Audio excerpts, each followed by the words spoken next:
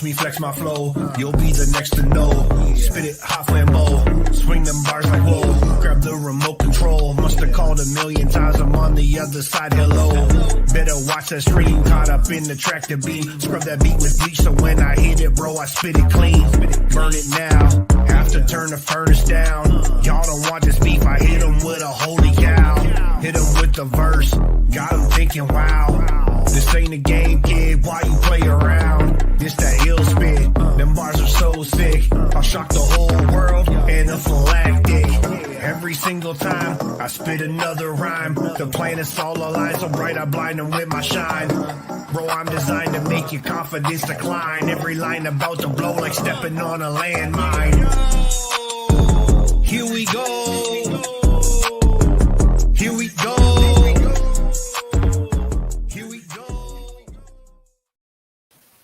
Yeah, what's going on, man?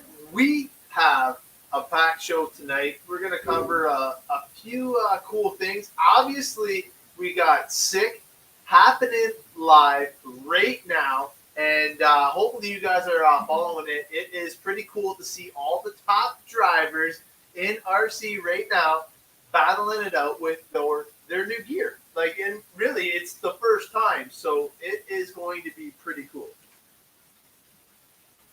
Also, tonight we are going to open up the phone lines. Like, I'm hoping it works. This is going to be the first time that I'm going to try and go live. John, what's up? We got to plug the DRC. I know I've been slacking. I missed the last one, and I definitely have to get back to it. I have everything set up here. I got my dongle now. I should be good to go. Then really no excuses, but I will definitely have to jump in on the DRC. And since there's only 2 chances at your mains, we're going to have to check out and see where the results are at right now. Obviously, we're going to check out the results from SIC. If you're not familiar with that, it is the Southern Indoor Championship put on by Racetime Entertainment, none other than Dave Lycum. Man, his promo video is pretty sick. He's got the profanity in there, hitting a home run, all that good stuff. So it is pretty cool to see. First off, I have to thank my beautiful wife for doing what she does and enabling me to get ready for the show today. She's been on kill mode, and we've gotten a lot accomplished. So now I get to hang with you guys. Also, I have to really thank Michaela. Michaela has been over in the other side. I know a few of you guys got to see the behind the scenes, and she's killing it for us, getting all the photos, getting all the S-Work stuff down. But it's definitely cool to have a family working it together, because you know what? Without their support, I would not be able to do it. Nathan's been doing all the pictures for all the sponsorships and stuff like that. So we've been having so much fun. Thank you, Brandon Marshall, for the prop. That was definitely super cool. And nice seeing you again, obviously. And moving on along, what's going on, Colton? John, also hi. Obviously, we got something new I want to show you guys. We have a new ticker. So I was able to bug Kevin, RC Kevin, and he was able to give me a few tips, and we got the new ticker in play. Not only do we have the new ticker, let me show off something here. I was able to get, obviously, the bodies by Brandon we had last time when I debuted the body. The Tekin one we've had before. Obviously, the S-Works Canada is super cool. But now we got the Summit RC Racing. He even sent me a PNG, which was super cool. And if you guys are unaware, right now, Sean has a sale on. So if you head over to summitrcracing.com, it is down in the link. Another thing that we have, let me see if I can pull this up. It is pretty cool. So this is, whenever you want to power yourself to the win. Here, let me bring this on board here. So obviously we got the alpha motor in here. So whenever you have the alpha motor, you want to be talking about the alpha. You got the alpha in the corner. So you got the Alpha motor. Obviously, when you're talking about bodies, none other than BBB, Bodies by Brandon. Another thing that you want to do is when you're cleaning and you want to make sure that you have the right stuff, obviously it's got to be CowRC, right? So I've just been messing around with this, trying to set it up all day. Basically just having fun with the RC thing today. Kind of just messing around, I guess you would say. And just kind of going through all the ones that I have to set up for the 2022 season. Going back to the comments and stuff like that, obviously we are going to have the call-ins so you guys can actually participate in what's going on. Tonight, I am also going to reveal what's in the box. I finally got my Christmas gift from, like I said, again, my wonderful wife. She is definitely going above and beyond. Got me this brand new box. Yeah. So we will see what's in the box, but definitely super cool. What would you guys like to jump into first? I'm thinking maybe get into a little bit of the live racing out at SIC. Right now they are in round number 3. I think I can actually bring this up. So I do have this live right here, and I'm not even sure if you guys get the sound from this. So I do apologize if you guys don't have the sound, but it's definitely kind of crazy. And right now it is Pro Truggy heat number 2, and they got heat number 1. So I think I just messed it up. I tried to just mute it again. But I definitely like that they have a whole bunch of new stuff going on. And these guys are obviously pros for a reason. Pro Truggy is pretty cool. Obviously qualifying round 3. See the countdown timer kicking off over there.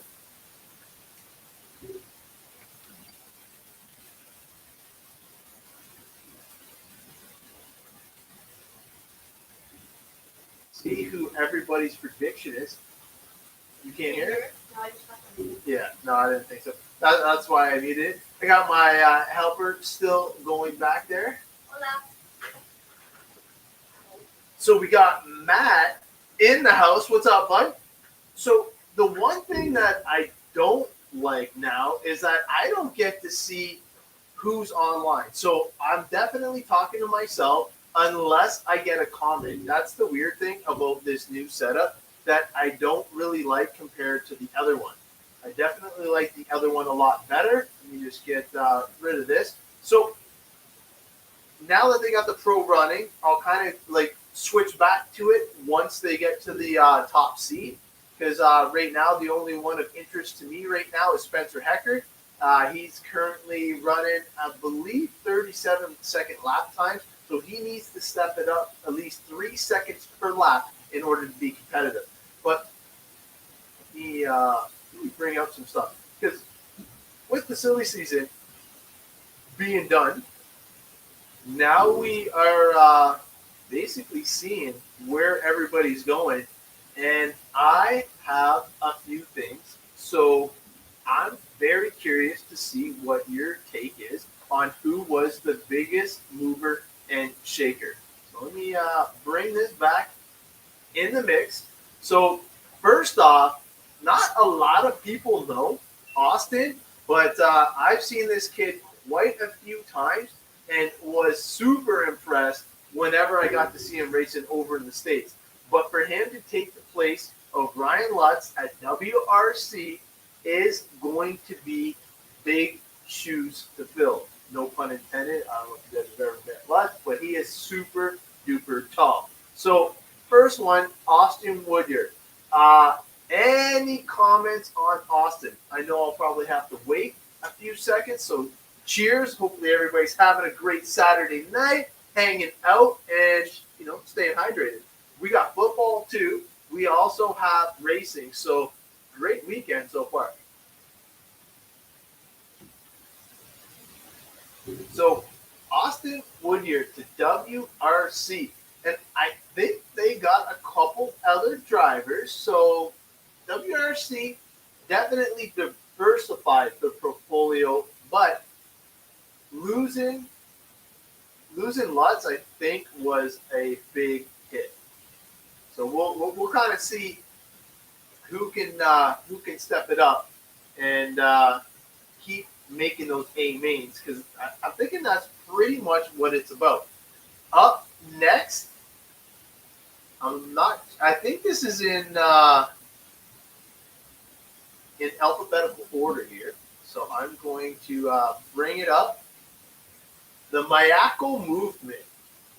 Oh man, the Mayako movement is huge because of one guy.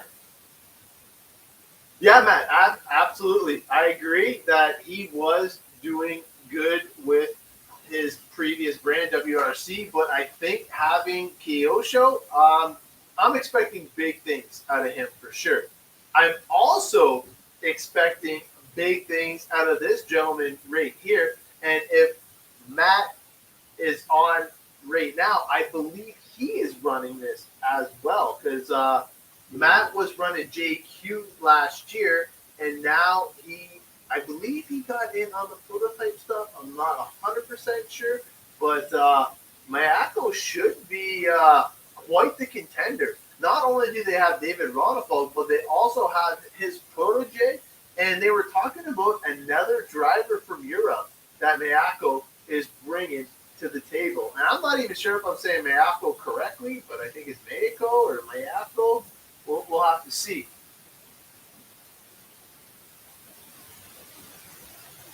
Yeah, honestly, I think that out of the top two drivers that moved this season, I'm going to have to say that David definitely was a big shocker. Not as big as Jordan coming to S-Works Canada, but pretty big. He's a close second for sure. For sure. All right, so who do we have next? Keep going on down the line here. Next up. Now, these kids are racing this weekend. So if you're not sure, this is the Fullers. Obviously, Mason being a little bit quicker than his younger brother, Caden. But these two are racing live at SIC currently. And both of them are doing pretty decent. Obviously, both running the pro class, and I'm watching them. I'm keeping tabs on these two, man. I think they're going to be future stars, and they are going to be really quick. Obviously, they just left Team TLR, which is one of my old faves for sure, and obviously has my favorite driver still to date, Dakota Fenn. What's up, DP? No, you're tuning in watching this thing. Up next, we got Jackson Brunson, man, making the move to hot bodies with the Fullers. So, obviously, HB bringing in some young talent. I think that HB is going to be pretty good. I know Steve DeBands is rocking it at O-Town, and I believe that there was a few more out at O-Town still running the HB flag. I'm trying to think if I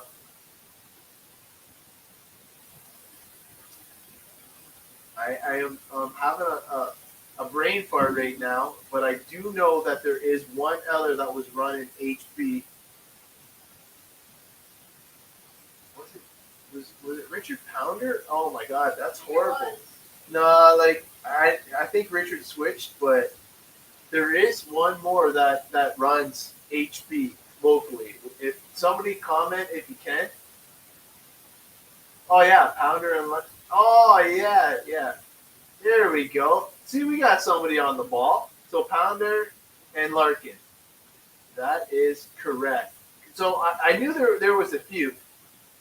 And one of the bigger moves that, man, I'm obviously on Team S-Works, and this came to me as a huge surprise. So no longer is it Average Joe. We're going to have to come up with a new name. Obviously, this picture I stole when he was promoting the fact that he got onto Adam Drake's team. So Adam Drake is semi-well known. He does all the motors for basically anybody that's willing to pay. He does the full break-ins. But right now, he was doing good. He's doing good in 2 out of 3 classes. One class he dropped right off the radar, and another one he's in the top 5. So I'm very curious to see what kind of damage Joe is going to do with the S-Works in 2022. Definitely one to keep an eye on for sure. Obviously, another big move to S-Works is Kyle McBride. Kyle McBride has been like a top 3 in the world. So I think that's going to be pretty sick for sure. Okay. Spencer Rivkin, eh? Wow. Yeah, that kid's a rocket ship too, man. Spence is pretty good. But Kyle, to me, not really a big surprise considering what team he's coming from. He is coming from the team that is huge in on-road right now. He came from Team Infinity. So I'm not sure exactly where they are with their program for the 8-scale buggy, but they're definitely not where S-Works is. So it's going to be super cool to have a previous world champ caliber driver in the mix on S-Works. Speaking of Lutz, Ryan Lutz, Alpha, I got to put a plug in for that for sure. Running the same motor as me and running the same electronics. So I'm pretty sure I'll be as fast as Lutz this year. Maybe faster because I'm running S-Works instead of Kyosho. But Ryan going back home. If some of you guys know, some of you guys may not, Ryan has come full circle. I believe that he started out with Kyosho according to his little video, which was awesome. It was a cool reveal. And I already get what to do that. But definitely cool to see Ryan get 2 more years, got another 2-year contract. So that is super cool.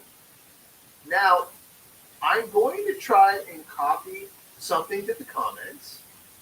And this is, because I only have, how many more do I have? I have 2 more driver reveals here. So I'm going to copy something to the comments. Go. All right. Okay, so we actually have the link in there for the StreamYard. So that is for the call-ins. I hope it works. Like I said, bear with me. I am brand new to doing open lines. I have done it before where we preset it up and had it all set up with basically Douglas, John, Brandon. We've had a couple cool things. Sousa. Obviously, we had like the Rhymers on here. We've had Rob Say, Canadian champ. So we've been extremely lucky to have a super diverse group of Canadians calling in. So we'll see what we get tonight. Ryan Lutz, obviously, big move to Kyosho. See how that plays out for him. Now, this is a younger kid. I wanted to get a better picture of this, but this is a big pickup for HB as well. This is Ryan Pavitas. Some of them, or some of you may know his dad, but he is basically 2nd generation RC pro racer, which is bonkers to say considering how long RC has been around. At least for me, anyways. But lots of heritage and pedigree in there for sure. But it's super cool to see him heading to the HB team. Last but not least is Tanner Denny to S-Works again. So S-Works with 3 huge pickups, and definitely impressed with how they were able to pull it all off and stay super humble while doing it. Let's see here. With Let's Going back to Kyosho, where it all started, it starts to make you think that this year will be it for Blood. Yeah, so According to the No Name RC podcast, what's up, Lefty? They basically said he signed a 2-year deal. His foot was half in the RC game, half out of the RC game.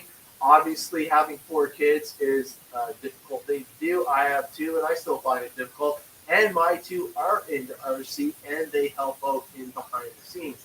So I am super blessed to have that opportunity. But could you imagine having 4 kids and still trying to race at that level?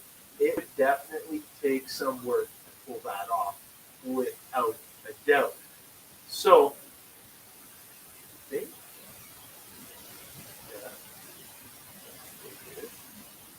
All right. So we have, I think, the top guys coming up.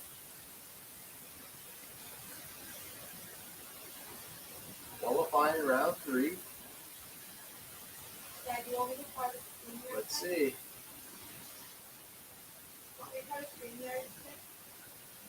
No, I think we're good. So, I think it's heat number 2 for Pro Truggy right now. I think every time you log in, you get to see that demo of what's going on with that.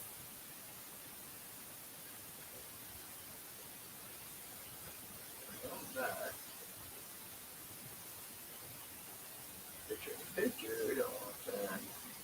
Full screen. No. I apologize. I cannot bring it up. Full screen. Yeah. So let me see. I'm gonna try it on YouTube. YouTube seems to be a little bit more forgiving with this program. So we will have to see. It's 1/7 scale buggy now. It's no longer truggy. It's the 8 scale buggy now based on the bodies.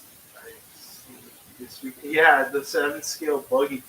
No doubt, Rob. That is definitely a huge statement right there. I'm not gonna lie, Rob. The number 1 selling thing on sworkscanada.ca, which is scrolling by right now, is the Bruggy body. I honestly can't even keep enough in stock. It's bonkers right now. I'm blown away at how quickly those things move out. So I know you can hear this. Let me just get the sound down. Beautiful. Yeah, okay, so we're in the Sportsman Nitro Truggy. So let's see. I can do it this way. I can get the results real quick. Boom, just like that. Refresh that. I'm going to pull it up on screen. What do we got here? Add to the screen. All right, so we just finished Nitro Truggy. So we got, wow, no surprise there, really. Round 2 and round 3 are going to be his top ones, separated by less than 2 seconds. Ryan Mayfield in the number 1 spot. Seth Van Dalen, he's a surprise. So you got Mugen 1, Techno 2 and 3 with Jared Tebow associated in the number 4. Awesome to see Lutz up there. Lutz obviously running the Kyo show. Tyler Jones. Tyler Jones is another Techno. Mason Fuller with the HB. Joe Bolenhorst with the S-Works. You got Ty Tessman. Come on, Ty. Only Canadian there. He's got to step it up. Iceman, as expected. You know what? He's got to be talking about Mayfield for sure when he's calling it the Iceman. And then top 10, Jared Wiggins. We'll keep going on down the line. Cole Ogden, obviously, I thought to be the best HD pilot, but I don't know, man. Mason Fuller, showing him how it's done. Aiden Horn, I expect him to do a little bit better as well. We'll see how he does in buggy, but he should be hanging with Spencer Rifkin. Blake Boggs, never heard of him. Lee Setzer, awesome. Joey Verdon, honestly, sorry, bud, haven't heard of you. Tyler Hooks, man, Team Teakin running the nitro. Yeah, man, for sure. Cole Cassett, awesome job, bud. Love seeing Cole in the A sort for sure. Spencer Heckard, you know what? These guys are all still battling it out, eh? So that's the top 20 right there. And then Caden is in the 21st spot. But not too bad, not too bad. We can definitely keep it going. They still have 3 hours left of racing, man. That's like bonkers. So, as you guys know, me and the kids are dying to get back to another big event. And probably our big event this year is going to be the Nitro Blast, closely followed by the Quebec Classic or the J-Cons race out in Quebec.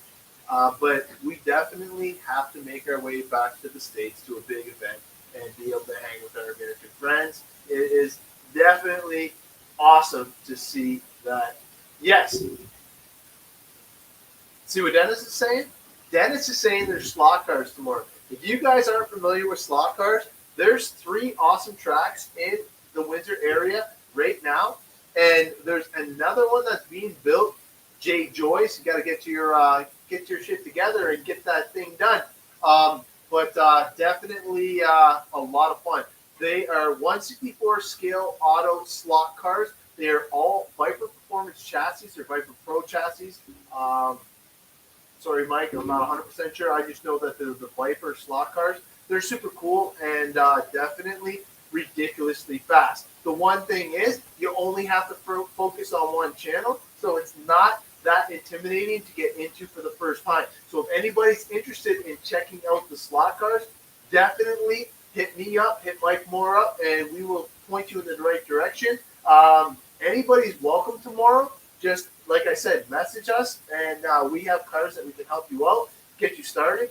Most of the times that I go, it's club cars, crash and burn, and it is so much fun.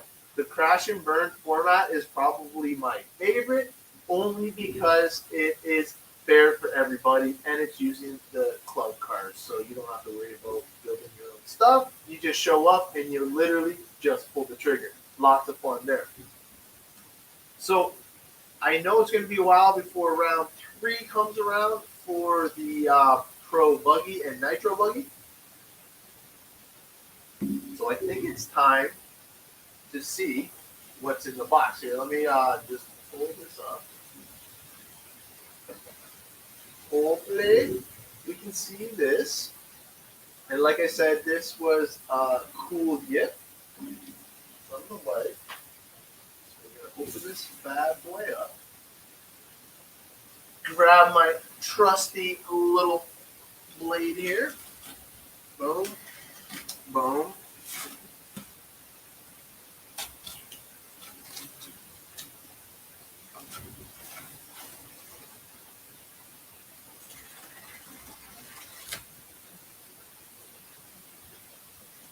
Oh yeah. What's in the cup? I mean box.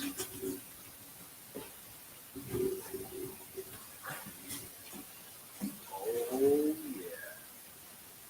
It's gonna be a good day for sure. So we have the brand new San Juan Red Limited Edition San Juan. Holy freaking cow. So it's going to be out with the old trusty here that I sat on, broke, destroyed, all that good stuff, and in with the new. I'm like super pumped to try this out.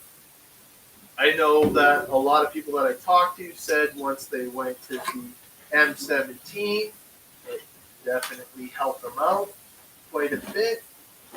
So I'm excited to try it out and see what the hype is about. Wow, that is a huge instruction manual. Like, holy crow. I can't believe the weight. I don't know if you guys can see the thickness on that, but it's like bigger than the phone book I got. Screen protectors, warranty card, quick instructions, manuals, and everybody's got to love it when they get stickers, right? Yeah.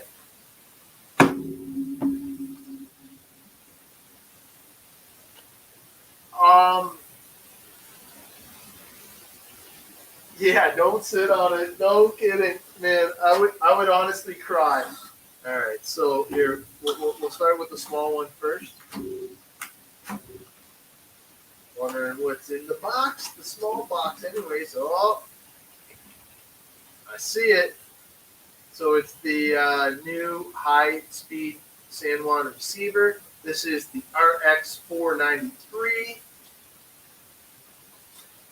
Well, different triggers, throttles, and stuff like that, and all of the stock parts and different color springs just to change the tension. So that'll be pretty cool to try that out. Actually, I'm going to leave that out, and we're going to try it on DRC later. So maybe you guys will see me online making a fool of myself or doing extremely well. We will see. What's the difference between the old M17 and that one? The color.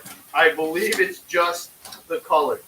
I would have to check it out, check the specs, but I believe my wife got me this because I am super lucky, and she pays attention, and she knows exactly what I want.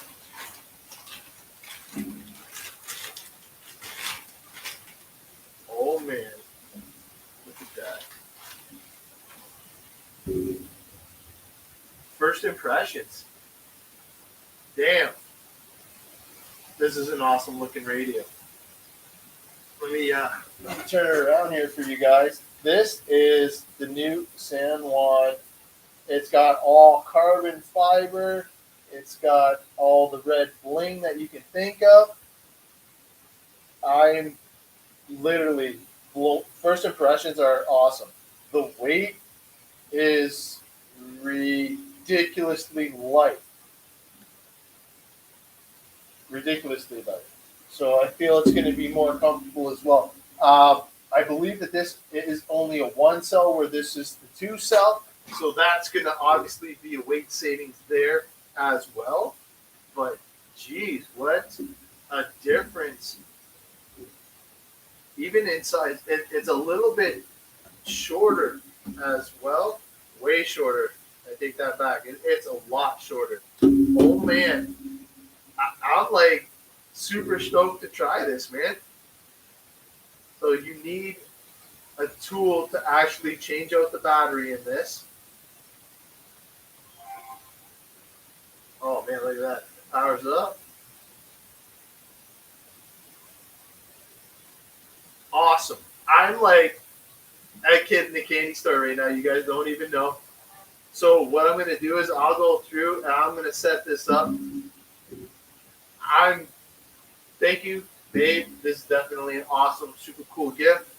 And believe it or not, I'm only going to put the new receiver into the electric buggy, try it out on the electric buggy first. And if the response and all that is worth it, because I feel that the radio response time is going to be faster than my Rain even works.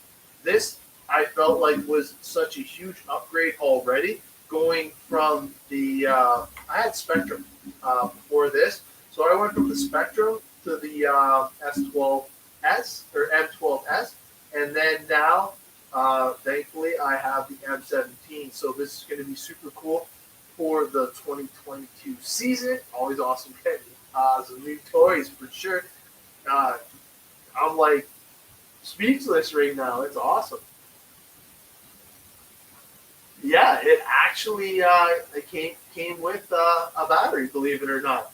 I was surprised because of the weight, John. I didn't think there was a battery in there, but man, it's super, super cool. Now, I am going to wrap it. I've been using the stuff that you can get from Sports Check. it is the tennis or baseball wrap, depending on what one is a little bit better. But it's called lizard skins. So let me hold this up so you guys can see it. It's basically a lizard skin, red, black, and chrome. I did it just to match the scheme, but it makes it so the handle's a little bit thicker, and I feel that my fingers don't overlap my thumb, if that makes any sense. Like I'm not like I'm a little bit loose. Not looser. It's a better grip, more of what I'm used to is what I'm saying. Just having it a little bit thicker is all better. Makes my hand feel a little bit more relaxed, a little bit more comfortable having it on a thicker part here for sure. But yeah, no, it's crazy. Yeah, it definitely did. When I changed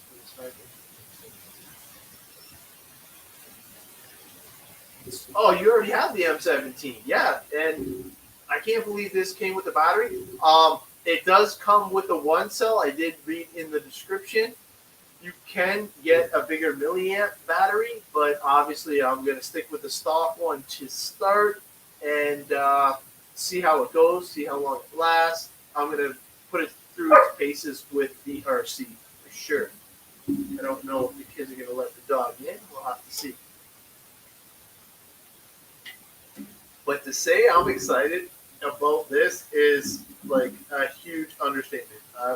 Just the whole wheel, the size of the wheels are almost identical. Like I put the smaller one on just to do it, and this one's like the next iteration of what I'm currently running. So it's definitely going to be super cool for that. Yeah, no, it's going to be pretty cool for sure. I'm definitely looking forward to trying that out. Now, I'm not sure who is up now. Let me just keep a quick tab on that. So, yeah, we still have a while to go. They're only Heat 2 with the Sportsman Nitro buggy. But it's going to be cool to see the Nitro guys run again. I'm not sure what everybody else has planned for tonight, but the other thing that I wanted to do, just get these two out of the way. There. Yeah. Looks awesome in the pits, man. Can't wait to show that off. Got this right here. If you guys heard. And another funny thing here, let me grab some of these. Everybody is gonna know what these are for sure, and it cracks me up. So let me just show you guys. These are the little dividers that I used to have in my plastic bins, holding my screws in the right location. And like whenever you open it up and you try and get one screw out, that it just leaves a mess in the bin. So let me go like this again. This right here is the new dot box from CowRC.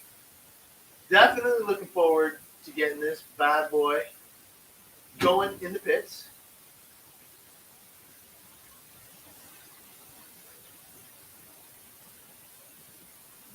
See, good to know, John. I did not even know that. So definitely we'll have to keep that in mind. Now, I'm not sure if anybody tried to click on the call-in link yet, but if it is working, please let me know. If it is not, I will try and post it another way. So this right here is the dot box. But before I get into it, let me just show you the before and after here. So this is what I was rocking before. Obviously, these dividers go in. You can change the divider to wherever you want. But when you are actually grabbing stuff importantly and wanted to keep it separated, these things would come up ever so slightly and stuff could sneak underneath. Well, now with the new dot box, this thing is awesome. Like, I can't say enough. I still haven't peak touched it yet, but let's just say you wanted to grab your screws. You actually take the whole container out. Each one has its own individual lid. You want to talk about having it in the right spot at the right time. You're basically just using these mini dots. They're called dot boxes, obviously. And the way that they're designed is they actually click in. So they have little notches out on all four corners. So it's a modular design that you can use in any configuration. Now, this one is the medium-sized dot box. I already have this one 100% filled. I have the smaller dot box 50% filled. What I'm doing with the smaller dot boxes is I'm using it for the washers and spacers. So it'll make it a little bit easier to find it. And when you have these dot boxes individually labeled, you'll know exactly where to go and not have to pull out multiple boxes. I have it pretty much set up in the type in each row, and then it goes by size. So I have the smallest ones on the left, and it goes bigger on the right. And now, obviously, you guys already know about the CowRC magnetic mats. With these on your side, you can actually dump out all your stuff and know it's not going anywhere. So you're not going to lose any of your screws, any of your stuff, any of your components. You know that you're going to be protected. Now, I use this one only in the studio. The one that I like the most is the one with the actual foam on the sides to prevent stuff from rolling off. Because let's face it, some of the stuff is aluminum and non-ferrous material, which means it's non-magnetic. So you want to make sure you're protected more ways than just one. And CowRC has you covered both ways. So it's like super cool. But yeah, this thing is going to be awesome. You know what it's missing though? It is missing something. We need to make sure that we identify this. Let me tag it. I'll have to put the CowRC sticker on it as well. But we are definitely going to make sure it's working it. Put that in there. There we go. See, we can like ship it right now. We are like ready to rock. So another cool item that you can check out on the CowRC website for sure. We are not carrying that just quite yet. I'm still trying to figure out things and get the store filled with the items that I feel that people are looking to get. Obviously, the whole premise of my store is only to support the team drivers, and if somebody else wants to purchase it outside of the team, they're definitely going to have to contact me or check it out themselves. But the team guys, thank you. They've been helping me out with the behind-the-scenes stuff, setting it up, getting all the bugs worked out, and it has been a fantastic ride. But definitely, if you have the chance, check it out. Obviously, the description is in the bottom there. So let me pull this back, and I think that we had one last thing to cover. Well, we were on one. So we got no round 3 there. We got, I think this is no round 3 there. Yeah, so we only have the Pro Nitro Truggy so far that they ran. So do they have? I don't think they have a Pro Electric Truggy though, do they? I think I was looking for that, and I don't think I seen a Pro Electric Truggy. I know they have the Pro Electric Buggy, Pro Nitro Buggy, Pro Nitro Truggy, but do they have a Pro Electric Truggy, or does it? I think they just put all of them in together, which is pretty insane, because that is probably going to be the only chance we get to run against some of the top pros, which would be super cool.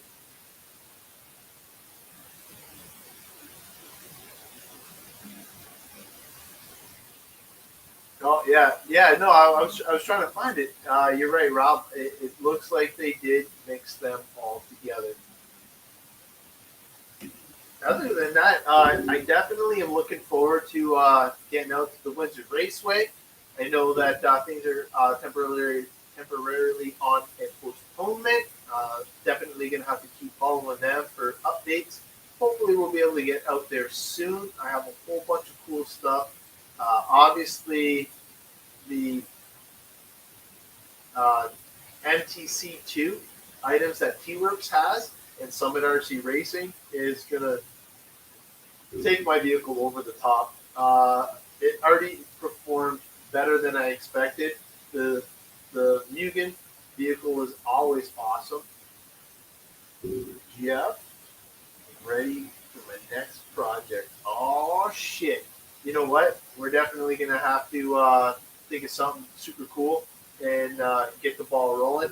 I know that I have a two-wheel drive kit that I am going to start building and hopefully negate all the mistakes that I made last time that Jeff helped me learn and educate myself with.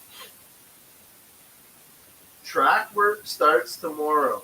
Okay, so I'm going to have to get up extremely early to make it over there in time, but I'm dying to know what time because digging out frozen spikes sounds like fun.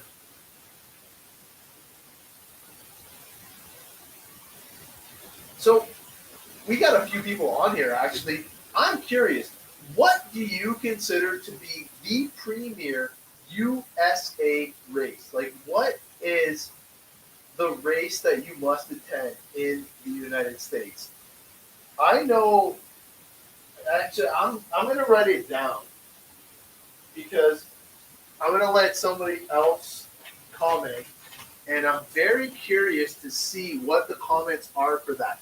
What is the number one U.S. race in your opinion? In your opinion, because obviously everybody has their own belly button and their own opinion. So I'm very curious. Number one race in the United States, because we all know the number one race in Canada is the Nitro Blast. Are you going to live? No, why is that? On the train back. I was helping you. Want to say hi to your fans? Oh, my turn. Hello. You can't regret that. I can see that now. Also, Mom's scheduling me an eye doctor's appointment. This is an RC show. Yeah. Because I got a headache whenever I take off my glasses. Ooh, don't want to do that. Well, you and Mom both have glasses. It's true. I am blind as a bat. So Gamma. Yeah. But basically, what do we got here? The snow is coming. So PNB and DNC, obviously Psycho Nitro, man, that's dear to my heart. I definitely love PNB. DNC is definitely a bucket list race. DNC. Daytona, unfortunately, is not an RC event, Jeff. Let's see. Off-road, DNC, on-road, snowbirds. Definitely two top-tier ones for sure.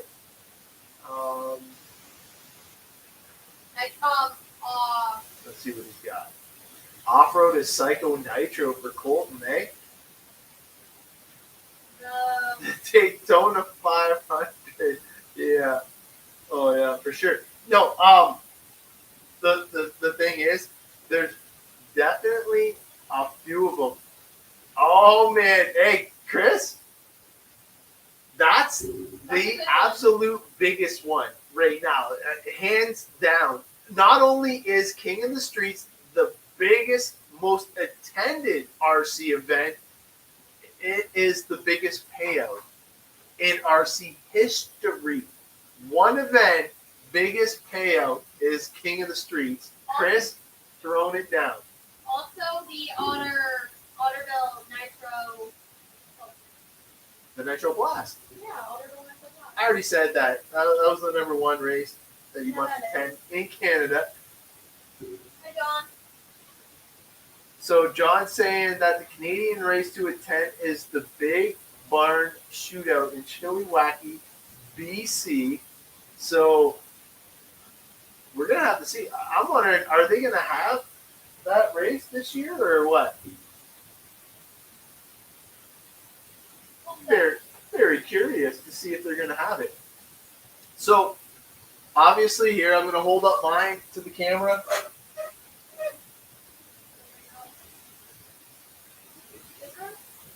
It's the back of my sticker.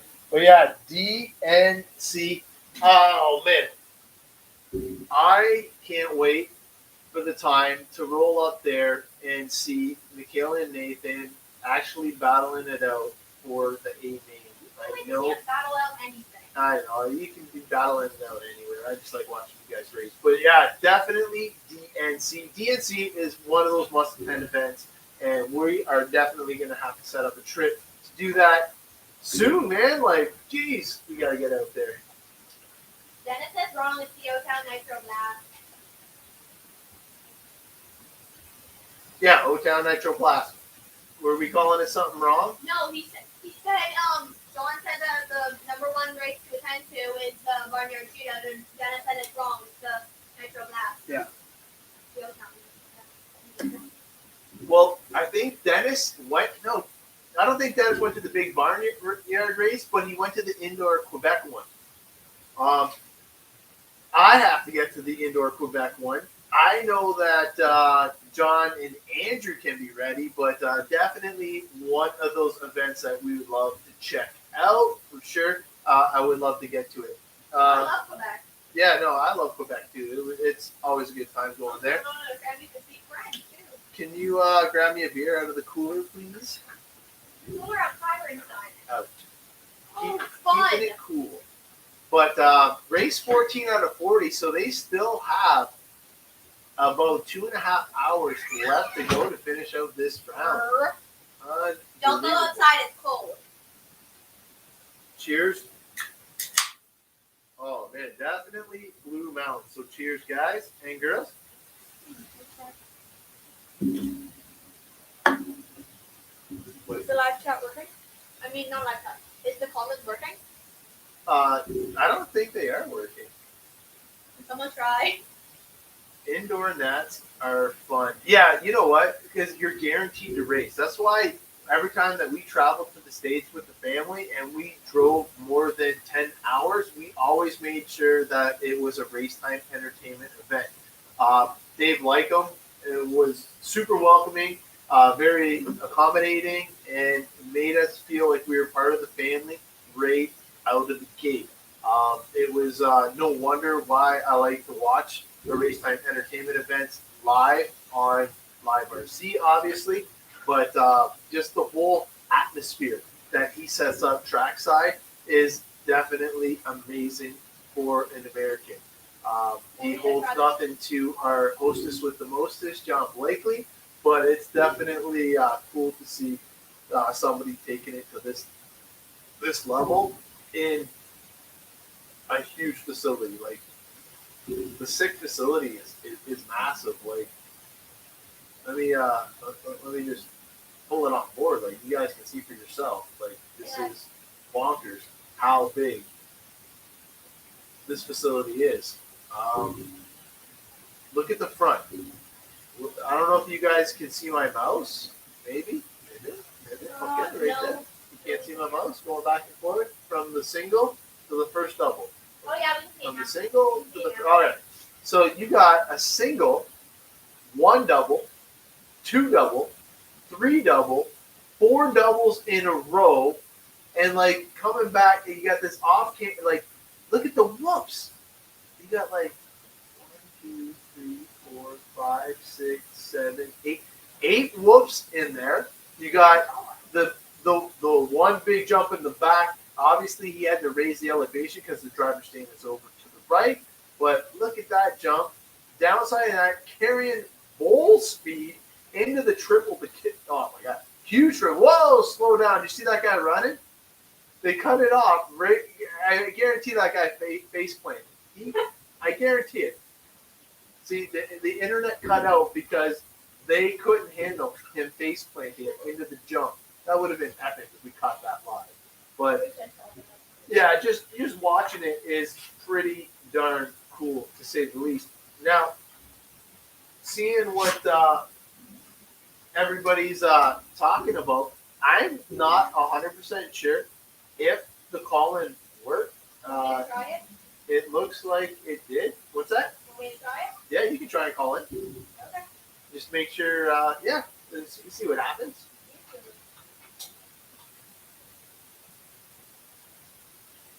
Is it working?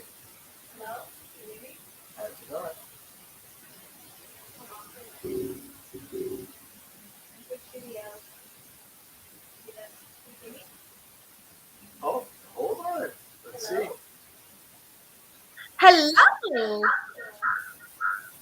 Oh, we definitely have feedback. I'm behind the scenes. Yeah. So we got Michaela in the back shop, but yeah, super cool to see that the call-ins work. So obviously, if Michaela can do it, you can do it. It's easy. All you have to do is click on the link. I think she's calling through YouTube, right? No, I'm actually on Facebook. Oh, you're calling in under me. I'm calling myself. Yeah. Is what's happening right now. But unless it's just me to me, I don't know. But super cool. Thanks for calling in. Wave. All right, super cool. So at least I know that the call-ins work, and we have that all set up as an option. Now, I'm going to continue to watch the whole show unfold. Intermediate Nitro Buggy is about 50% done. They're into Heat 204, but still only in race 15 of 40. So you want to talk about big events, there it is.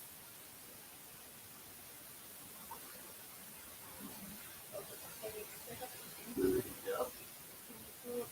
What is in the cup? You know what? I didn't see Jonathan yet. I know a few others said that they were going to be watching this a little bit later, and I definitely do appreciate that. And if you do watch it later, obviously drop a comment so I know you saw it, and we can have some fun with it, because I like the interactive part as much as possible, because basically you guys kind of lead the way that the show and segment will go.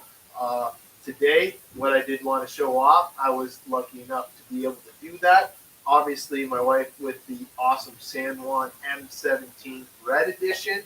Can't thank her enough for hooking me up with that. And the behind-the-scenes stuff with Michaela. Michaela's been killing it all day. Nathan's been a really big poser, so hopefully we'll get some photos with him and get him on board. But it's been fun. Oh man, Jonathan is in the house, man. We gotta see Jonathan. You should call in, man. Are you down in the studio or what? Jonathan's been doing some lives. Unfortunately, I haven't been able to watch it live. The one time I'm at work and he's like fanning the smoke out of the room and stuff like that, and I know he was just drying the stuff on the body, which was super cool for him to share all his knowledge with us that way. Awesome, man. But yeah, Jonathan, if you want, man, call in. And Noah, what's up, man? Noah's currently building a new kit. I think he was like kind of messed up or whatever. Yeah, Jonathan, call in for sure, bud. All you have to do is click on the link. Let me see if I can share it again. I know Michaela was able to. All you have to do is to click it. no, you have to go. You have to wait, and then Here, let me send it you have here. to allow access. Put in your name and then hit enter. Yeah, I think it's pretty easy. It's going to be a good race. But Sexton.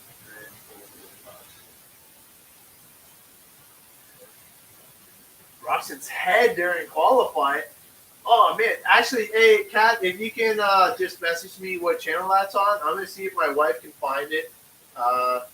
We got Jabroni TV.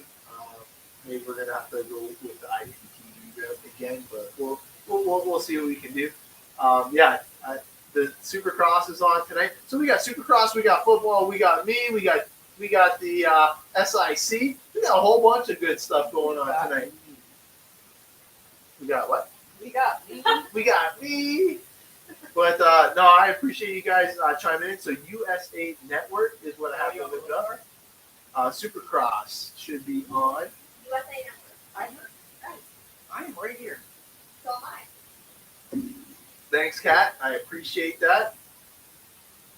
But Jonathan, hopefully that works so you can call in, bud. That would be super cool. I would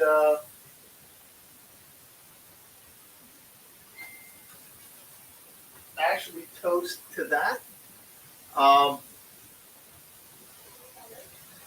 No, I'm getting a couple notifications, but it is only on my messenger.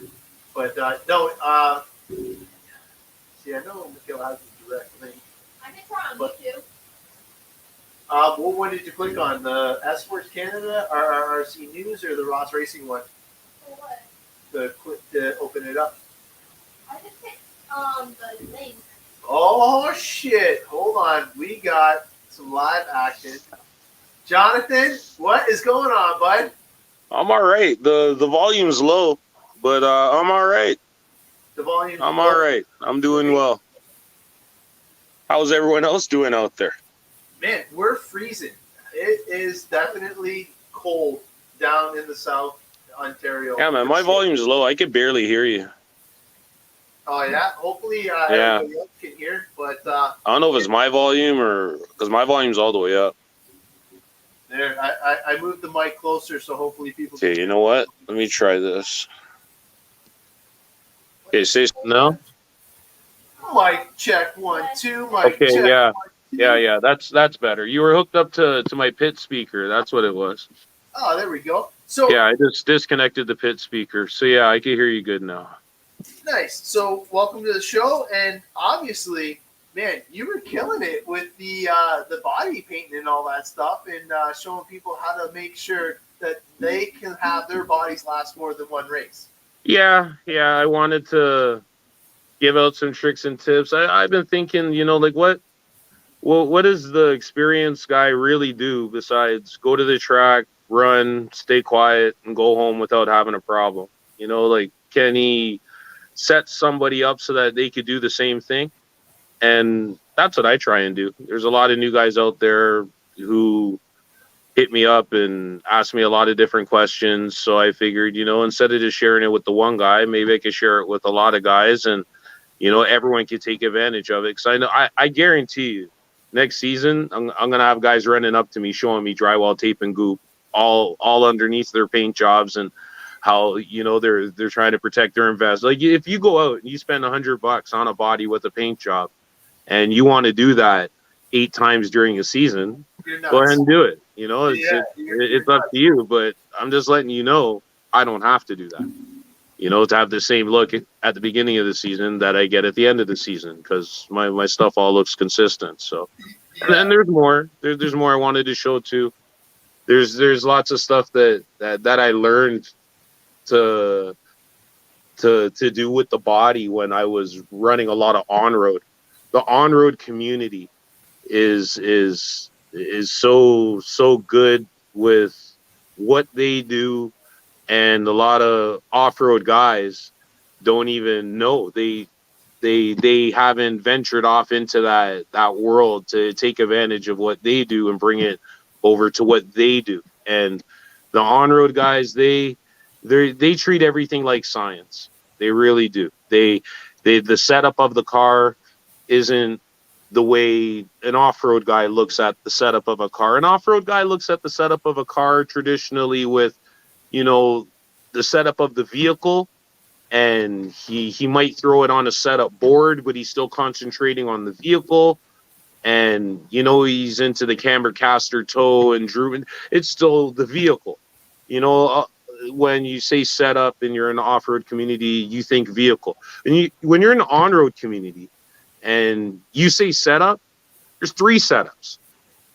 There's not one setup. It's not just the vehicle. There's 3 setups.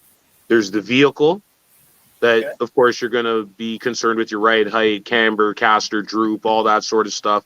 Yeah, Then there's also the radio setup. The radio setup will affect the car, will affect your outcome as a total. So now you have to play with your radio. So now you might be playing with the dual rate.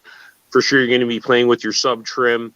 You know, you could even be playing with the speed rate on the servos as far as how fast it turns in and how fast it returns, depending on what class you're running, whether it's an F1 on rubber tire or a foam, you know, pan car or a touring car on rubber tire rendering a 4 or 5 with.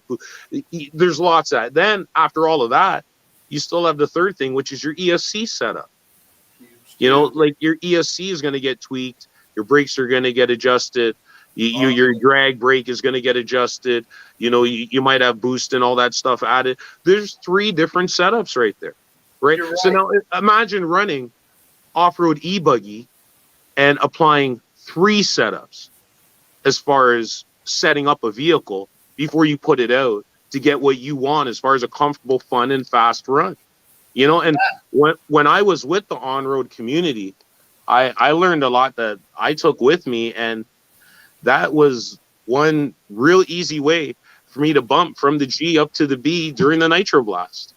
And I know nobody else did that. There's a lot of groups I ran into that I left, and it was based on, you know, setup, a quick adjustment. You know, the track's changing, I got to change. And you'll learn that when you venture outside of your comfort zone and try and take what you can from a different realm and put it where you always use it in your daily and feel comfortable. You know, so I just felt like I wanted to share all of this stuff with the guys who are coming out and doing the same thing over and over and over and over, and they're getting the same result, which is what they don't want. No. You know, I see them posting about it. How could I do this? Hey, how could I do that? And they're not really getting a lot of answers from the experienced guys out there that we're even looking up to being the experienced guys. So I'm just trying to step out and, you know, share that information. And I think when you have a track with all the fastest guys at it at the same time, that's when you get the best racing. Oh, yeah. You don't want a heat of 10 guys and only 2 or 3 are fast. You want a heat of 10 guys and 15 are fast, and there's 5 that got pushed into the heat that should be in this one. That's when you have the best racing. Yeah, I'm very curious to see how the season plays out in Canada. Obviously, we got some time to think about it. I'm not sure if they're going to have the Quebec Indoor Classic, and we obviously have to wait for warmer weather because I don't know how cold it is up there, but man, it's freezing tonight. And I know that once we can, is it cold there too? No, I'm laughing. Actually, that's why I was late tuning in. If I tell you what I was doing, you're going to think I'm crazy, but you already think I'm crazy already. So I was tweaking my BMW. I swapped the alternator in my car. Jeez, yeah, that's chilly, man. To be doing yeah, that. It's chill, especially when I'm not doing it in a garage, right? Yeah, that's even colder, dude. Right, so. Yeah, no, that's okay. All right. No, but you got it done. Hey, you got to do what you got to do. I even tweaked the snow machine today, too. I was playing with that a bit. I wanted to make sure that thing's all ready and good to go, so I gave it a belt adjustment, and I went through the belt tensioner pulley and gave it some strength, added a new nut and bolt set up on it, and just wanted to make sure it's good to go. I could grab some video with that for everybody. People bother me about the snowmobile, too, and I'm excited to run it. I'm super stoked that I have it. It's so amazing. Is that the one that he stopped by and helped you set it up? Yeah, that's one of the many snowmobiles that Jordan built. It's just one. It's just one of many. He's amazing with what he does. It is so amazing what he is able to produce after he sees it in his mind. It is so amazing.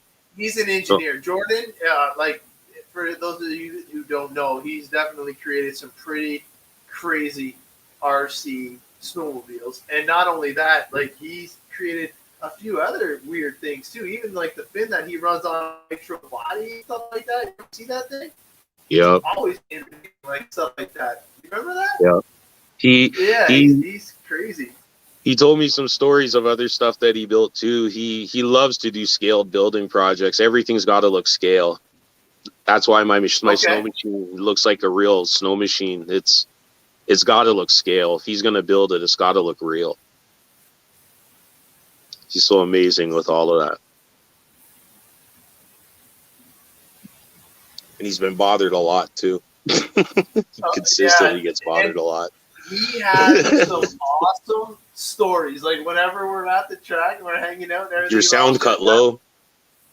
Oh, here we go. A little bit better there. A little bit, but not like it was before. Well, here, hold on. Let me pull this up because I was just trying to go through his stuff. Still can't hear you, Adam. No, how's that?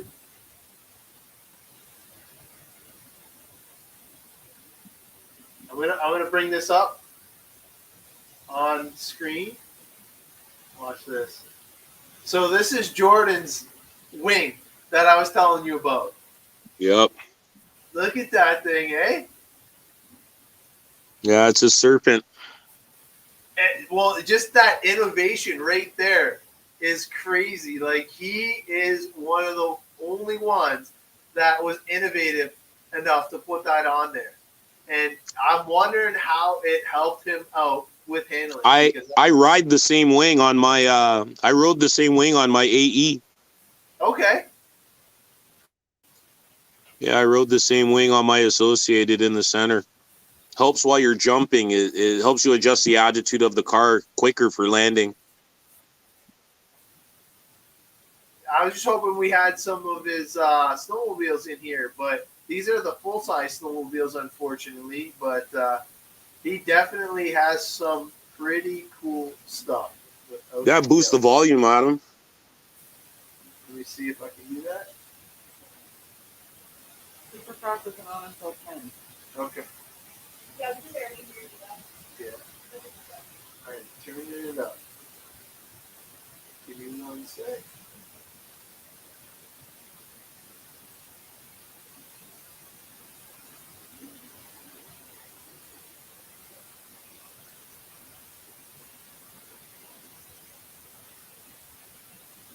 All right, how's that? Is that better? No. No? Uh-oh. I can hear you. You're just not as loud as you were before.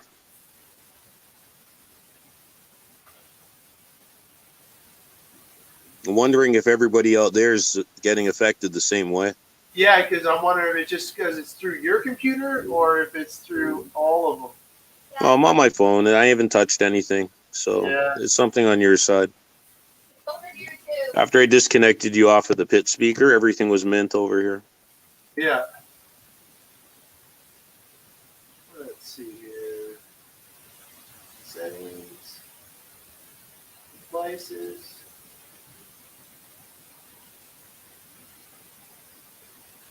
Is your master volume low? I'm checking everything right now just to make sure. See Yeah, what it's all is fixed over here. going on. Yeah, it's okay there now? Yeah, it's okay. Good. All right. Sounds the same as Jonathan. Nice. I used to think that his Wi-Fi went down a little. Yeah. You know what, Jonathan? It is kind of my Wi-Fi a little bit. I actually had to plug in just to get the live going because of all the ridiculous amount of streaming that's going on. Not just only in my house, but like around the neighborhood. We don't have dedicated fiber yet, so like everybody shares, and it's horrible at this Right. time. Well, at least I can still hear you, so that's a good thing. Yeah. Other than that, are you watching any of the SIC just to see where everybody's placing and what's going on with that? Yeah. I've been watching SIC all day. I like the size of the track. I like the big air jumps, and I like the fact it takes a long time for the track to break in, and you can really see the areas that guys are trying to power through, the fast zones where guys are getting some traction. I like watching all of that. I'm interested to see what the mains are going to look like tomorrow, especially with the camera traveling with them, because right now we're on stationary cam. And sometimes when it goes pro, it actually follows them, eh? What's that? Sometimes when it goes pro, it does follow them. Yeah. But I like watching the other races too, not just the pro ones. I like the excitement of the lower mains and also the classes that aren't pro. You know, the guy who's the guy who's racing for the win and he never even expected the place. Those are the best races. Because Those are the best races when you can watch the car and see how nervous he is holding the radio. Those are exciting races. Oh, without a doubt, man. Because that's what we're used to battling with, right? You know what I mean? Like, I'm not the guy to always make the show and just to like have fun and trying to get that bump spot. I'm playing like the odd guy out, and it's just hey man, you got to chip in a chair, right? Yep. Cool, being in the A after you're trying to get in the A feels like you're done racing. You don't even care if you're last place in the A. You ran the A. So, I most certainly know that feeling. Last year, that's what I was shooting for with my Nitro Truggy racing. And I'm very pleased to say I made every A at O-Town. And some of them I never even thought I'd get in. And just having fun with my truck, I made it in through the qual scene, not even bumping in how I would in years past. So it most certainly felt good. It felt real good. And I'm looking forward to doing it again this year. I'm going to try and put down some real sick A-main runs with this TLR truck, seeing that it's brand new. And I'm going to be building it the way I want it to be, and I'm going to be tuning it the way I want it to feel. And it really is going to come out the whole dialed. I hope everyone's ready for a good race this year, because if you thought my truck was all right last year, that's not even going to. You got something coming. It's not even going to compare to what I'm putting down this year. Awesome. So, now that we're talking about like how you just switched chassis, you were on the AE last year, right? Yeah. Well, for the truck, I was running HB. Okay. For the truck, I was running a hot bodies truck last year. Are you running TLR both now, or what? Yeah. For last year, I ran truck, no buggy, and I ran hot bodies, a hot bodies truck. Just by choice. I'm not a team driver or sponsored by them or anything like that. I'm sponsored by John's Hobby. Big shout outs to John's Hobby in Toronto. Heck yeah. Roger down there, he always takes care of me. They're a hobby shop, and I'm blessed to be sponsored by a hobby shop, because that means I could use anything that they sell, right, which is every and any label for chassis, servos, fuel, wheels, everything, anything. They got it. He's always helping me and the kids out. So that's beautiful. I love John's Hobbies. But this year I'm going to run TLR for my Nitro truck and for my Nitro buggy.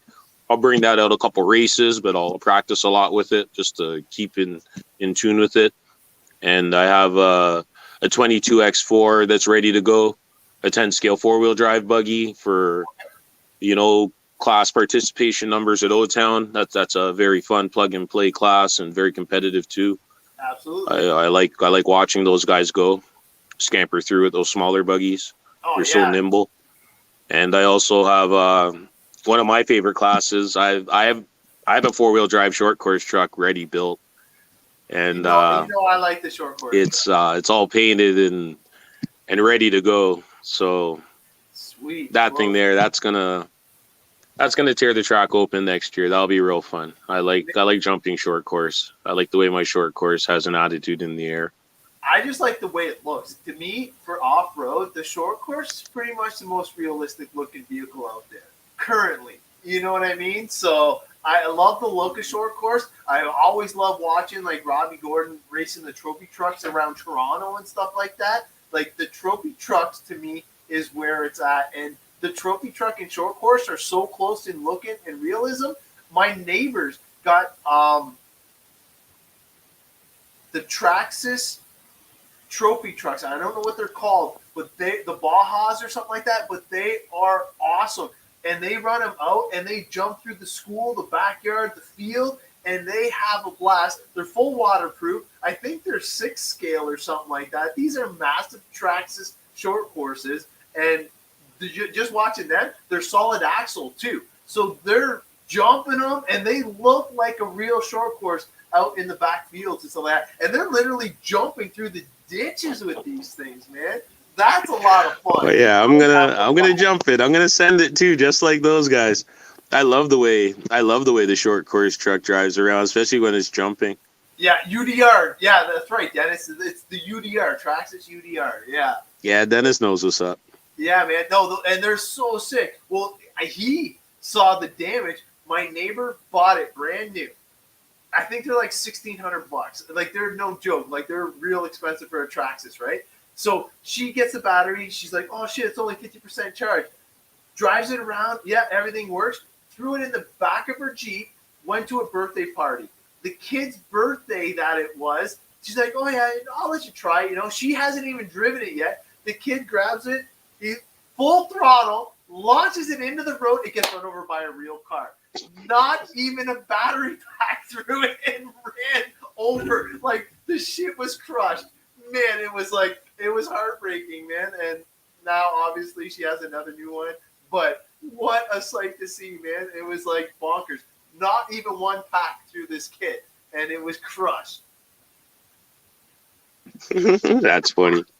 Oh, That's funny. Yeah, short course truck is always fun. Yeah, man. I'm actually thinking about some other things that I could do live videos on. I'm thinking about maybe doing. I was actually thinking about more body tricks and tips because I've been getting some comments and messages about that.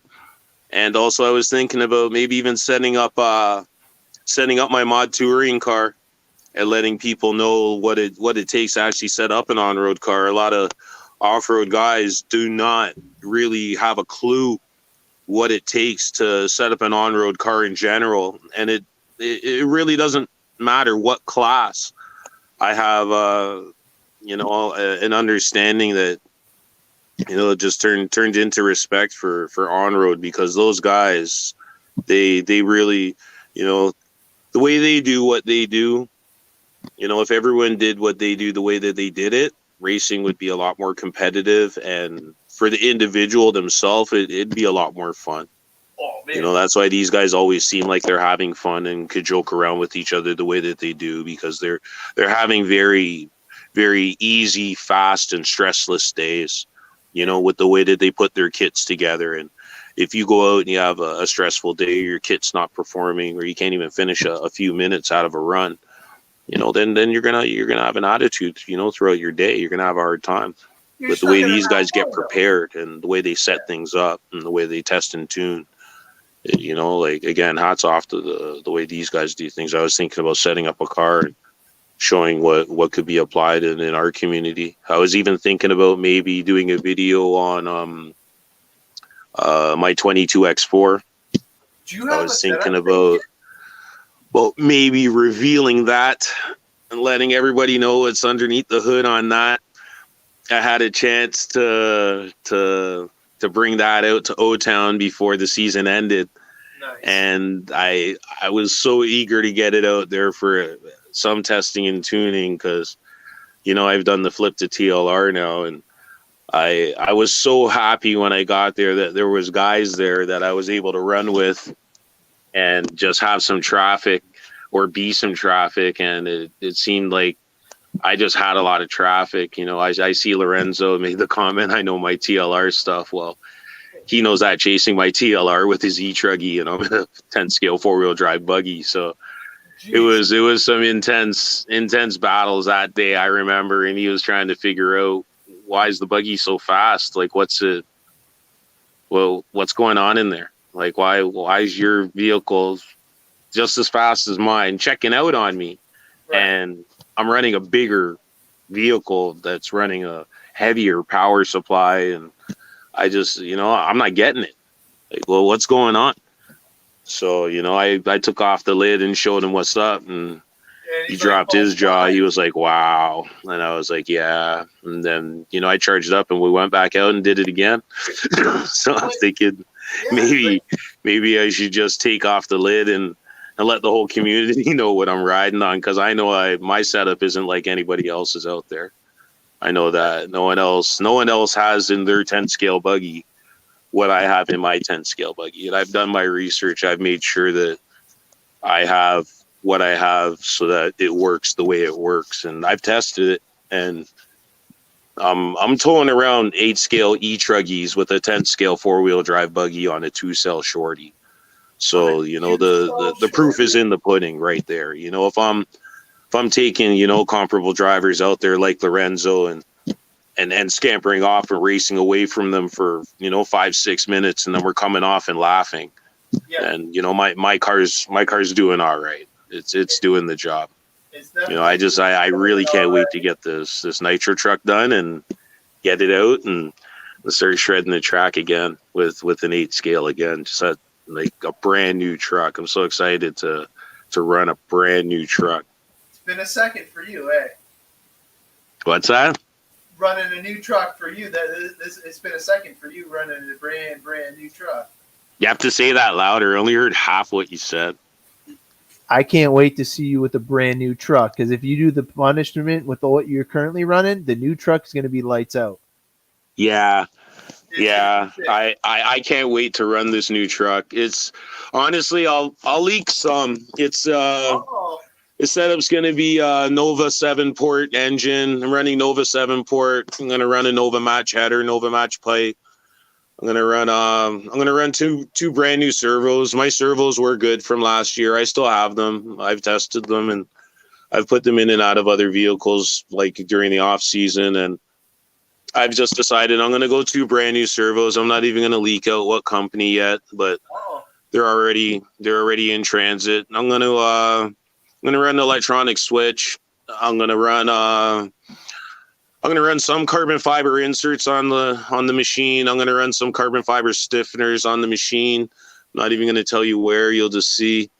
I'm gonna run some alloy strength in the rear. I'm gonna run some alloy strength up front as well too in the corners, just for durability and to make sure I finish every heat. And it's gonna have some quick change adjusting stuff throughout the servo areas and throughout the underneath the motor and things like that. It's going to have some trick work in the diffs and the hubs. That's for sure. There's going to be some trick diff work inside of mine in my front and my rear diff. And I'll probably leave the center diff alone after doing the research I've done, but for sure I'm going to do some trick work in the front and the rear diff, just so my vehicle doesn't I have a problem when I'm driving. My rear end likes to kick out. It kicks free. It just breaks free so easy. You know, I love the throttle, and started to keep a smooth exiting turn. So I have a few ideas and a few different setups I want to try to stop my vehicle from breaking free so hard while I'm accelerating out so fast. And I think if I get what I want out of it, then I can make this thing get out of a corner faster than a 10 scale. It should be good. Yeah, it should be good. I'm excited. That counter steer going before. Yeah, I want it. Like I could get my cars to rotate fast, but they just keep rotating. I want it to stop rotating when I want it to stop. And yeah, I got the 10 scale working like that. You could ask Lorenzo. So I'm gonna try some diff work on the 8 scales, and I'm gonna put it down and see what happens. And if not, if I don't like it, I'll just make an adjustment. Yeah, for sure. Well, Matt Dixon, look at, hey, and Matt might know if there's the Miyako truggy coming, because I heard the Miyako is going to be dropping a nitro truggy too. So I know Matt's on the Miyako team. He wants to do some battling with Jonathan Hilton in the nitro truggy class. So we're going to see how that goes. Oh, I love that man, Matt.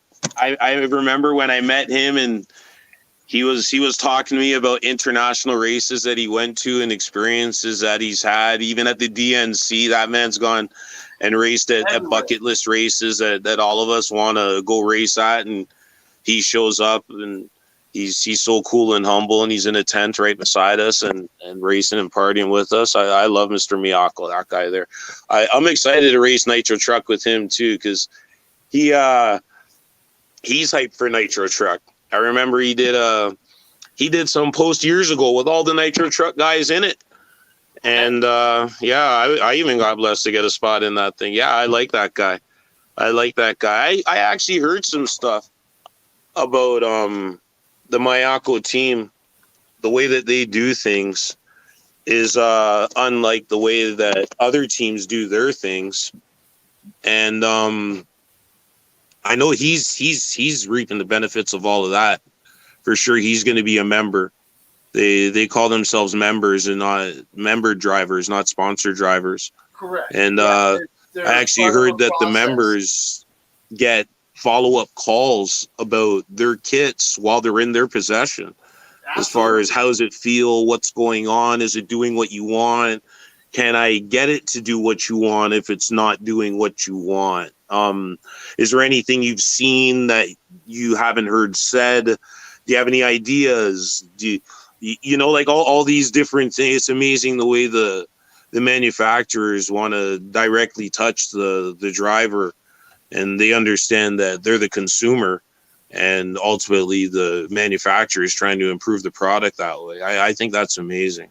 It's revolutionary for sure. So 7 times DNC for Matt Dixon. 7 times he's been there. Damn, I want to go 1 time. This year, Truggy coming out this year, man. What else we got? Some really nice innovations on the buggy. Yes, without a doubt. RCGP, yes. I'm on board with the RCGP. Wow. Man. See, Mr. International. Yeah, I will go to the one in the States, but I'm not going to Europe or nothing like that just quite yet. But, yeah, I could join you guys in the States. My passport's good. I'll travel. There we go. All right. What are they running now? Pro? Nitro buggy?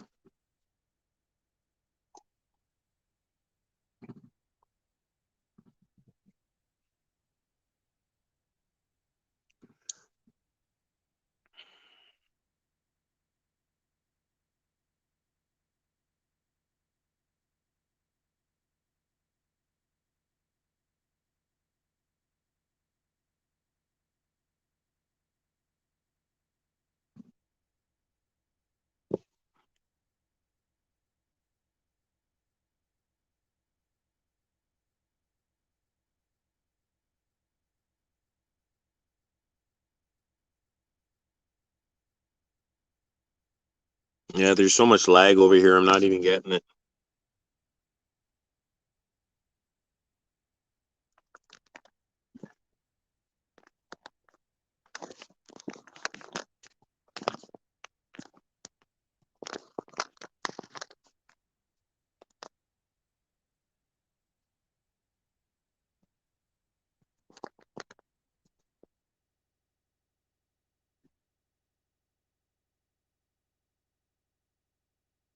Oh, there's Mr. Runafall.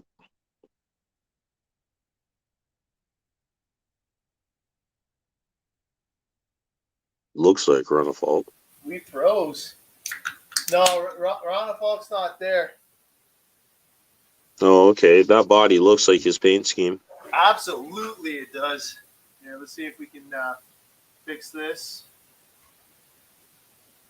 Let's go to a smaller screen here for a sec. But Aiden Horn in the number 1 spot, Spencer Heckert in the number 2, and Tyler Hooks.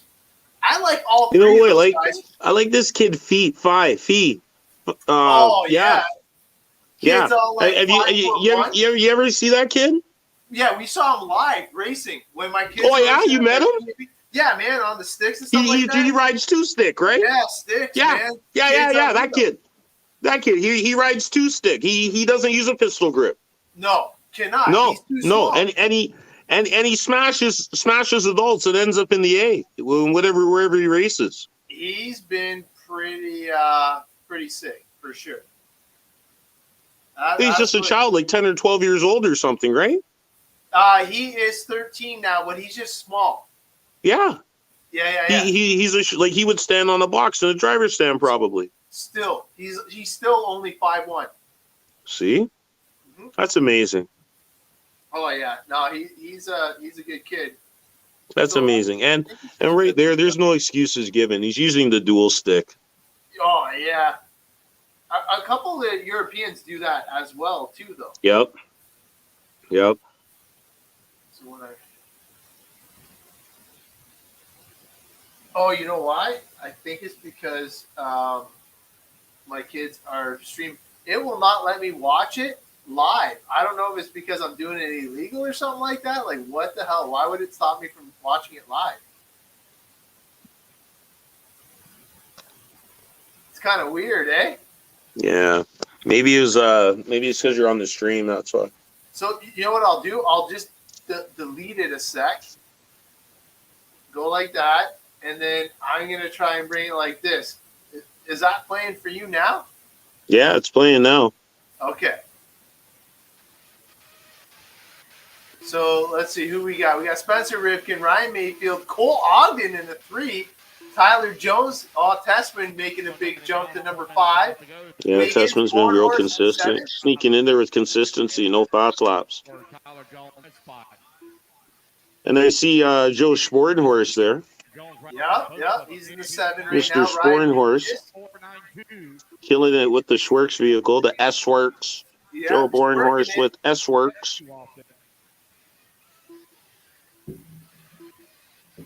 Yeah, but Ryan and Ryan are fighting for Ryan and Spencer.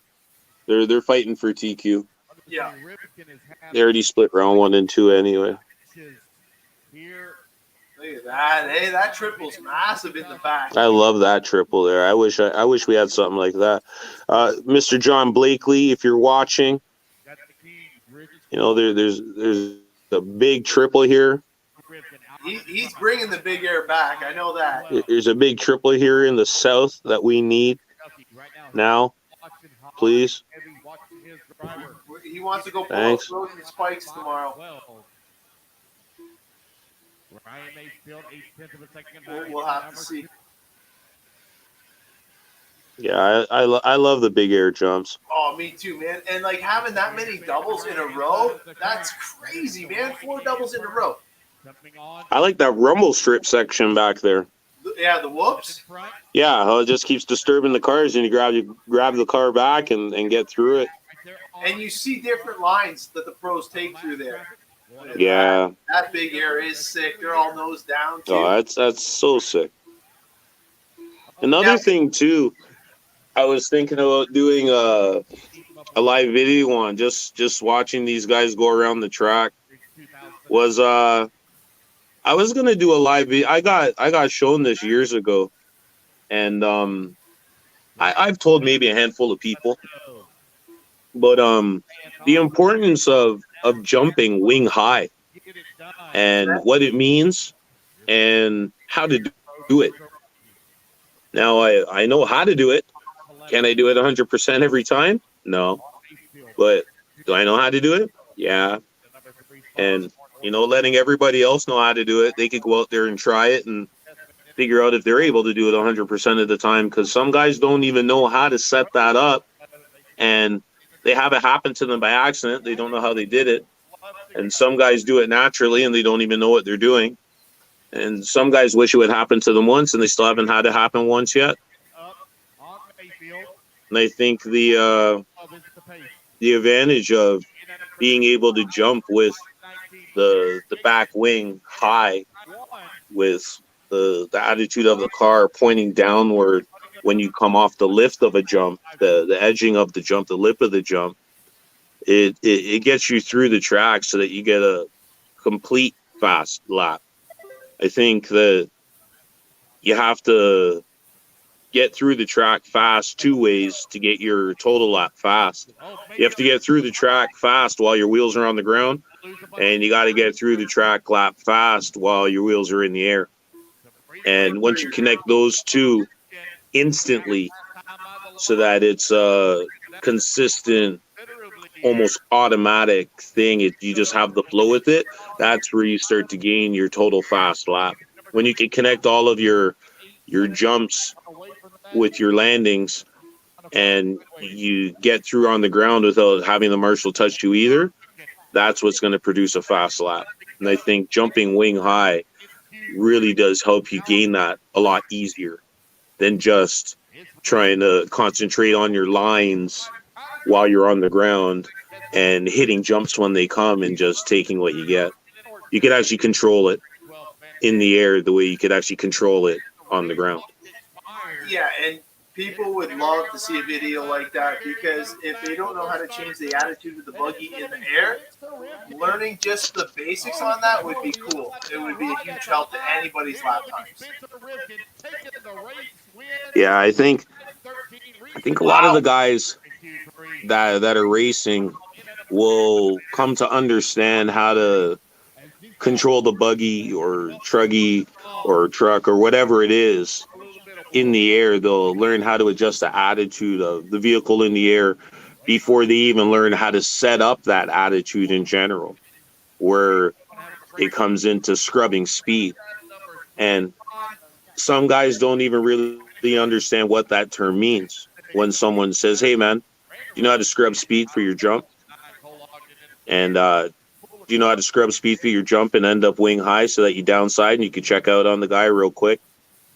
And when you start talking like that to somebody and you listen to their response, you can tell right away if they're in tune with these terms and techniques that these experienced pro racers are out there using and trying to exhibit to us and get us to learn so that we could teach the newbie who's coming up fast, you know, how to do it themselves. Let me see if I'm close to some of it, because for me, the wing high setup still kind of eludes me, but I know how to change the altitude and the way my buggy handles in the air with radio control. So for me, scrubbing speed, if I'm coming up to a jump, I want to preload so I'm like already downsiding the next lander. So I'm not going as high and showing off as some people, but I'm trying to like maximize my ground driving ability. So I want my buggy on the ground as much as possible, which is an oxymoron because I love the big jumps. But at the same time, you want to scrub that speed so you're already giving it gas and landing on the downside and juicing it. Now, to get it to go wing high, sometimes I goose it right before I hit the jump, so it like compresses my suspension and bounces it. It's almost like a seat bounce when it comes to like Supercross. And I learned it from there. Now, for dirt biking, I learned that if I turn the handlebars all the way and I hit the stops, that the momentum will actually whip it out that one way. The same characteristics apply to an RC buggy. The centrifugal force of the tire spinning, if you're turning it in that direction, it'll actually change the attitude this way, or if you turn it opposite, it'll change the attitude the opposite way. So you'll see that the pros will actually utilize that to set them up for, say, a turn that is shortly after a jump, or if they have to set themselves up for another obstacle where they need the buggy in a certain position. And it's so cool to see. I know the concept, but I ain't pulling it off every lap. That's for damn sure. Right. And then even with the way you said what you said, you come into a section, you get through it, you approach your jumping feature, right, and on the incline, you'll scrub your speed. People don't understand that's where speed is scrubbed. That's where the term is used. Some people think scrubbing speed is something that is done driving around the track to set up a section so that you're literally slowing down to get through it. They think scrubbing speed is slowing down to get a cleaner line through a section that could be a chicane and then get out of it while you're still on the wheels. They think you're scrubbing speed while you're on your wheels for an effect that takes place while you're still on the wheels. And they're not understanding that real and true, you're supposed to scrub your speed entering a jumping feature. Realistically, your wheels are leaving the ground.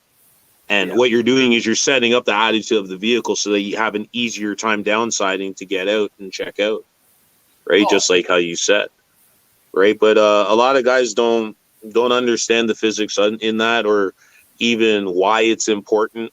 They don't understand how much energy and time that they'll be saving by doing that. And it really does get you through the track a lot faster than just hitting something and, praying, the front end's up, I'm jumping. Okay, I'll just wait till it lands. And as long as you're on all fours, you're so happy. Marshall's not touching it. You're easing into the trigger again, not even full squeeze, and you're taking off thinking, all right, this is sick. But you don't understand that you could knock off another 2 or 3 seconds to that, right? There's Make still it even more sicker. left on the table. So I might do a video on that too. That'd be sick. And honestly, that's like, I don't know if you heard, but Douglas Schufeld, he's taking that invisible speed course, right? And I love having that kid on board because when he comes onto the show and he starts talking about the invisible speed, you've heard of that, eh? The invisible speed with David Ronafalk and Joseph Padre and all that. Oh, okay. And he's taking the actual course. I have notes, but he's going full scientific mode. And when Douglas comes out next year, he's going to be a force, man. That kid is on the uptick big time, and he's putting in the work to be one of the fastest around, bar none. Douglas is already one of the fastest in the community, already one of the fastest in the country. Douglas is a contender anywhere he goes.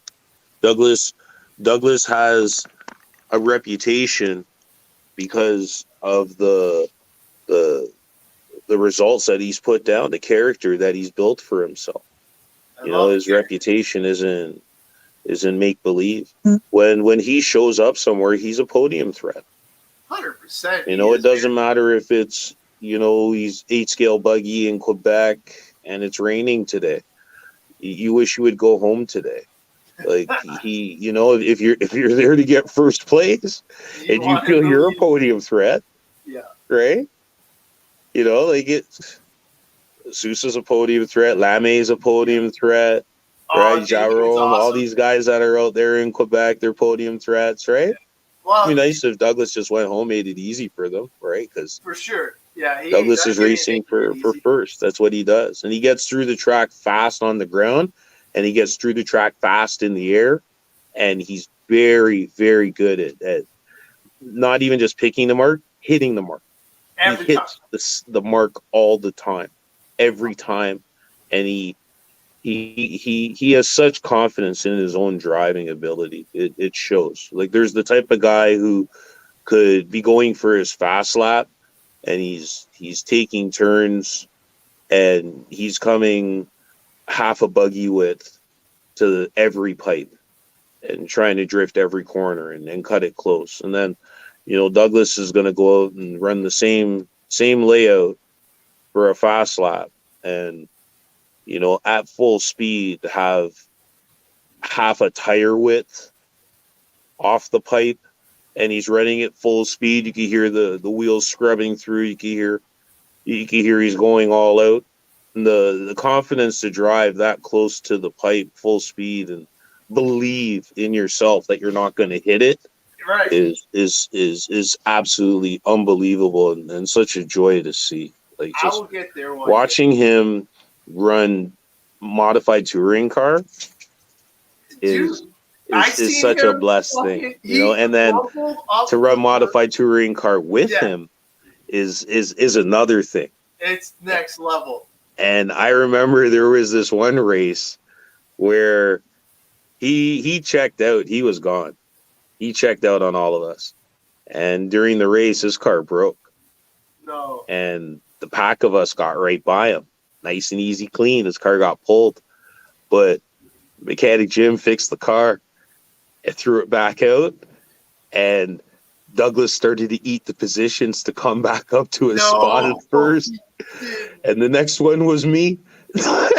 But time ran out and we got through the finish line. And he's that fast. Yeah. He's that fast. If the cars came with square wheels, he'd still be fast.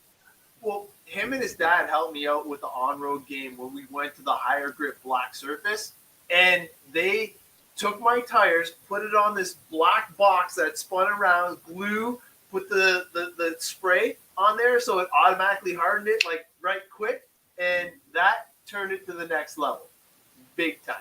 So it was pretty cool that they have that capability to help everybody out. But hey, I'll let you go. I seen somebody was flagging you down in the back. I do appreciate you calling in, and I'm almost done anyways. I'm just kind of watching the race, and man, if you want to do something on here, we'll definitely try and do some cool shit again. So I appreciate you calling in. All right, then we'll talk. All right, see you, bud. All right, bye, everyone. Man, that was awesome, man. Jonathan, thank you for calling in. Thank you for trying out the chat. Definitely cool to see. I'm going to continue to watch the SIC, and possibly tomorrow, maybe when the finals come on, we might go live again. We will see, but we have about I think another hour and a half left of live racing. We got Supercross tonight. We still got football. We got a whole bunch of cool stuff. So I hope you guys enjoyed the night. And thank you for all the support. We'll see you guys.